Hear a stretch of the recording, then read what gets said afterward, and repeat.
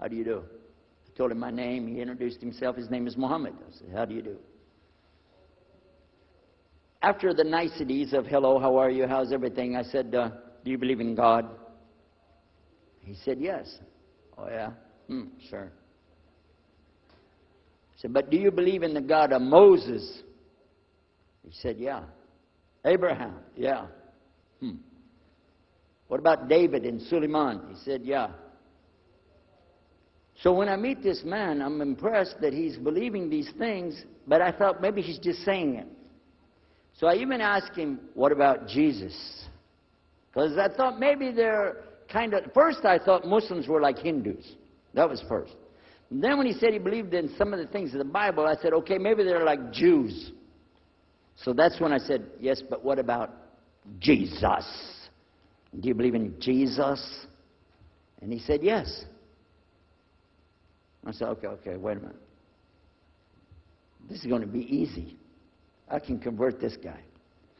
So I agreed that we're going to do business with him.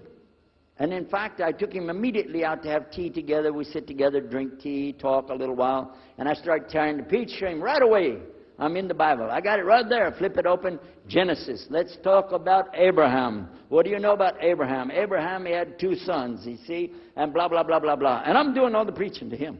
Imagine this. And he sat there.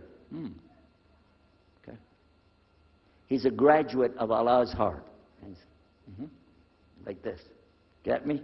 You know what I'm saying? Well, it happened that during Ramadan, some of his friends that he was staying with had to move their apartment around or something, and he was going to go stay in the masjid for itikaf in Ramadan. It's normal. We didn't understand. I thought he has nowhere to go, and I told my dad, this man has nowhere to go. And my dad said, no, he's got money. I said, no, he doesn't. Dad, I'm telling you, he has no place to go. I heard him say he's going to go live in the mosque to a Christian. If you're going to live in the church, ooh, that's the worst. So I said, let me offer that he can stay at our place. And my dad said, no, you don't do that. That's not right. I said, no, I'm going to offer it to him. I went to him and I said, how would you like to come stay at our place? He said, no, I want to go and stay there. I want to stay in the mosque, and it's something good. I said, oh man, look at this poor man. Oh my God, he doesn't know, you know. He just, oh, poor soul. Please come and stay in our house. And he said, no, I can't. I need to go stay over there. I said, look, I'm scratching his dignity. So I told him, listen, no. I want you to come and you can pay. You can pay money and stay with us. He said, how much? I said, $15 a week. Which in America is like nothing. $15 is nothing. I said, and then he kind of hesitated. I said, and we'll pay for all the food. Well, you eat $15 worth of food in one day in America. He said, okay, all right. And I told my dad later, I said, see how I did that? Because now he'll stay with us. He knows he's getting a good deal on the food, and I was making it all about money. Well, I didn't know he wanted to come and stay with us. He wanted to learn about how are Americans and how is the dawah going to be. What do we believe? Especially people who are preaching. So he came and stayed in our house. And I said, well, now that's good. I'll travel with him and go with him in places, and he'll see and he'll learn about Christianity. As we were traveling and working together, we put up tables just like this and booths and things and set things out for people to come and look at them and sell things. And I caught him one time. When somebody wanted to take something from the front, he took it from the back and gave it to him. And I looked at him. And the next time somebody started to take something, he took from the back and gave it to him. I said, hey, Muhammad, we take the stuff from the front because that's the old stuff. The new stuff in the back, just hold it back. You know what I'm saying? This is dated material. Get rid of the junk first. He said, no, I can't. In my religion, we can't sell something unless we give the people the best. I said, got me on that one. And I'm supposed to be telling him about a better deal. I said, okay, yeah, whatever. You're never going to make any money, though. But that's all right. Over a period of time, I came to learn a lot of things. Also about being humble. A lot. because this man was obviously well educated, very articulate, could really talk about a lot of subjects.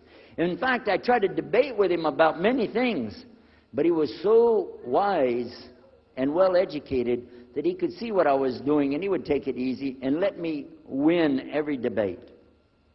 I could win any debate with him if he wanted me to. But if he wanted me to lose, I was going to lose. This was how well he could handle it. Now, what happened, one of the preachers that I knew, another preacher, who used to carry a big cross and walk down the street so people would stop and talk to him about religion, he had a heart attack, and he went to the hospital. So I went to the hospital to visit him, and when I was visiting him, I met another man in the hospital who was in a wheelchair. This gentleman had a problem. He didn't want to talk to anybody. And I told him, let me witness to you. Let me share the message of Jesus with you. So I took out my Bible, and again, I started telling him about a prophet, Prophet Yunus, alayhi salam. And I'm telling them, look at Jonah. He's in the belly of the whale. He's in the sea. He's down there like this, and who knows how long. And suffering like this, you don't have as big a problem as that. And God saved him, so he could save you too. He said, didn't want to talk to me. I asked him, what's your name? He didn't want to tell me. Where are you from? He said, I'm from Venus. So what's that? Well, we do have, there is a Venus, Texas, by the way. But he said, you know, he's from another planet. So I kept, each time I would go, I would talk to him, witness to him.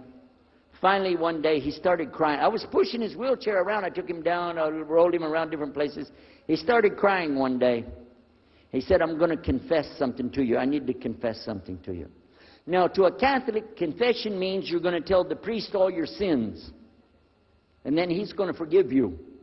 Well, I wasn't Catholic.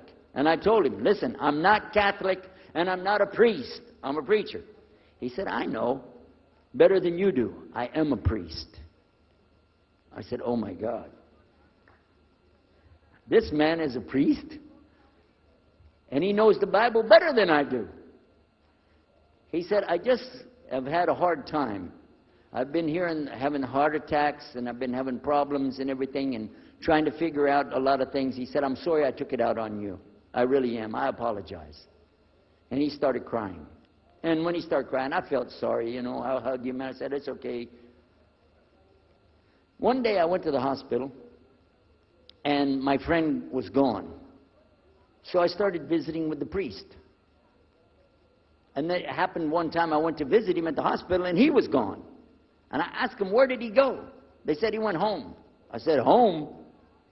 He's a missionary priest from South America. How did he go home? She said, I don't know, he's not here. I'm sure his family. I said, he has no family. I know him personally. He has no family. Where did he go? She said, I don't know. We're not responsible for them. I said, well, let me see where he went. You got it in your file? She said, I can't do that. Those are locked up. Nobody can look in the file. And I got in the lady's face, and I said, listen to me. This man could die in the street right now, and it's going to be your fault. And you're going to get sued because I'm going to sue you for him. She said, okay, his folder's over there, but I'm not going to watch. And I went over and I looked for it, got address where he went. Sure enough, he was in a place where they put people that have no place to go, a shelter. So I went to the shelter, and I found him. He was still on crutches. He saw me. He started crying again. He said, please get me out of here. Get me out of here. I said, okay, come live at my house. Now, I told you the story so you can see something. Now, look, I have 2 visitors in my house. Huh? One is a Catholic priest. The other is a Muslim. And I'm thinking I can get the Catholic priest and convert him to be a Protestant. At the same time, I'm going to catch the Muslim and bring him over to Christianity. High aspirations. But it didn't work. Some strange things began to happen.